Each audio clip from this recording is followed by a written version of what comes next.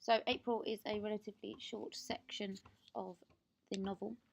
Harry meets Altaf, another boy at school who isn't allowed to study RE due to his religious beliefs, and we learned that Harry's mama doesn't want him to learn about false gods in RE. So you've got that sense of religion coming in there, and Harry's confusion about religion is becoming quite evident. Harry tells the reader you're not supposed to talk to Somalis because they're pirates, but after he talks to Altaf, he discovers Altaf can't be a pirate because he can't swim.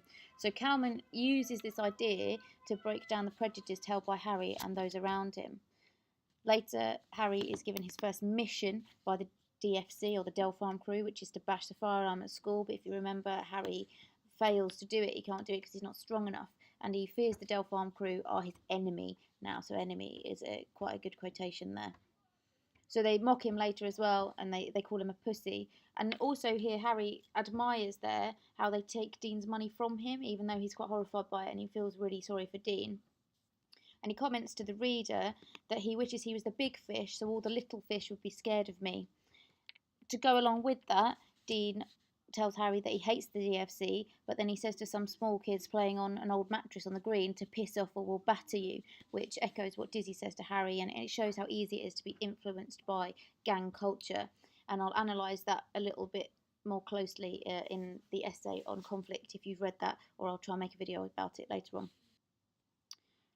So we learn that Harry's sister Lydia has been given a mission for the DFC through her friend Makita, and she takes Anissa bag to the laundrette, and Harry follows her, and he sees the clothes are red all over and realises they belong to a boy. So his belly goes cold at this point.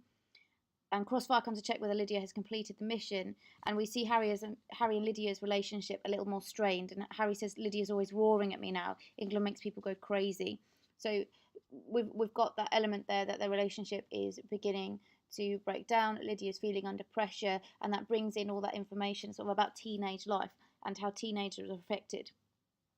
Also in this chapter, or in this section of the novel, we find out a little bit more about Jordan, who's been excluded from school for kicking a teacher. So he and Harry smash bottles, and it describes how his eyes go big and shiny. So Kelman uses this idea to show how easy it is to be influenced into wrongful behaviour when you're a child, and it begins to start to talk about sort of that corruption of innocence and how innocent people are affected. And Harry, even at this point, wants to get cornrows because Crossfire has them, but his mama objects to it. So you've got that idea that he admires this gang leader. He wants to be a part of this gang, even though it's something that scares him. And also that's quite scary for a reader who's a teenager, and it's also quite scary for an adult reader as well.